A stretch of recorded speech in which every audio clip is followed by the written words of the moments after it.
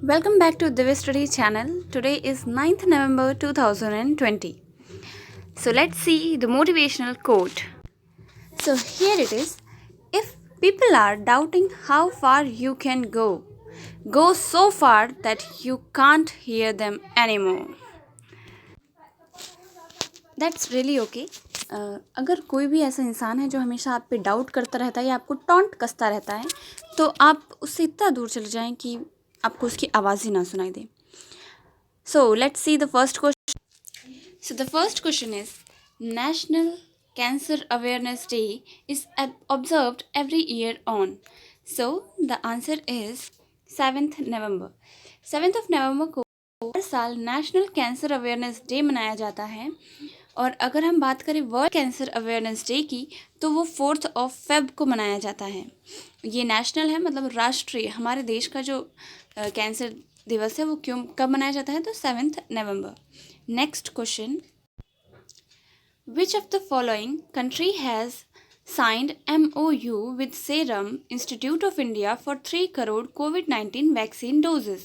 निम्नलिखित में से किस देश ने 3 करोड़ COVID-19 वैक्सीन खुराक के लिए भारत के सीरम संस्थान के साथ समझौता ज्ञापन पर हस्ताक्षर किए हैं?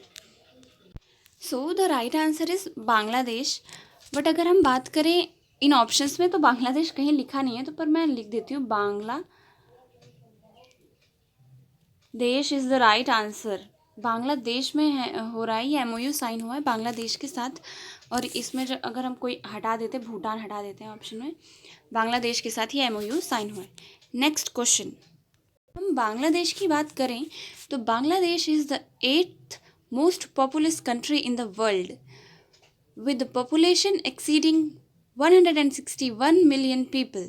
It is one of the most densely populated countries in the world. Capital है ढाका. प्रेसिडेंट है अब्दुल्ला हामिद. प्राइम मिनिस्टर हैं शेख हसीना. चीफ जस्टिस हैं सैयद मोहम्मद हुसैन.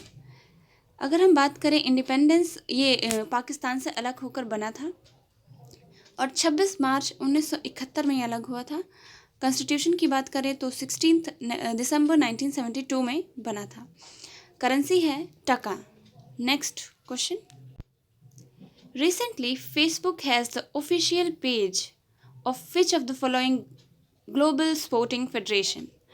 अभी अभी जो हाल ही में फेसबुक ने किस वैश्विक खेल संघ के आधिकारिक पेज को डिलीट कर दिया है?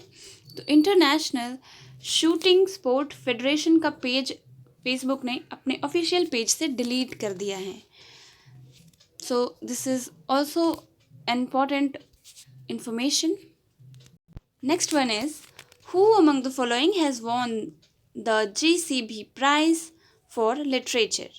GCB प्राइज जो GCB कंपनी है उसके द्वारा दिया जाता है. 2018 में इसका ये स्टार्ट हुआ था. और ये जैसे कि कोई भी लिटरेचर लिखता है इंग्लिश में तो उसको दिया जाता है. तो ये मिला है S हरीश जी को. अगर हम बात करें उन्हें क्यों मिला है, तो उनकी एक बुक है, नोवेल है, जिसका नाम है मॉस टैग. ठीक है. Next question, recently which of the following country has announced changes to its Islamic laws and now allow unmarried couple in cohabitate? Okay. Changed alcohol restrictions. अगर हम बात करें हाल ही में निम्न में से किस देश ने अपने इस्लामिक कानूनों में बदलाव की घोषणा की है और अब अविवाहित जोड़ों के साथ रहने शराब प्रतिबंधों को बदल दिया है? तो ये काम किया गया है UAE के द्वारा. UAE ने अपने जो लॉज में हैं उनको चेंजेस किया है, लॉ को बदल दिया है किस संबंध में? शराब के प्रतिबंधों को लेकर और अविवाहित जोड़ों के साथ रहने को लेकर. तो UAE की बात है, तो चलिए देखते हैं UAE कहाँ है. UAE की अगर हम फैक्चुअल इंफॉर्मेशन की बात करें तो यूनाइटेड अरब अमीरात is the sovereign state in Western Asia. The sovereign absolute monarchy is a federation of 7 emirates consisting of Abu Dhabi, Ajman, Dubai, Fujairah, Ras Al Khaimah, Sharjah and Al Quwain. ये जो 7 states हैं इससे मिलकर वो बनता है. Capital है Abu Dhabi. President है खलीफा बिन जयाद अल नहान. प्राइम मिनिस्टर है मोहम्मद बिन राशिद. करेंसी है dirham. Next question, the Indian Meteorological Department has announced that it will start providing outbreak of which of the following disease forecast from next monsoon. भारतीय मौसम विभाग ने घोषणा की है कि वह अगले मानसून से निम्नलिखित में से किस रोग के प्रकोप का निवारण प्रदान करना शुरू करेगा. सो द आंसर इज, अगर हम उस बीमारी का नाम बताएं तो malaria is the right answer. Malaria के लिए वो जुकाम करना शुरू करेगा. कौन? The Indian meteorological department. So, next question.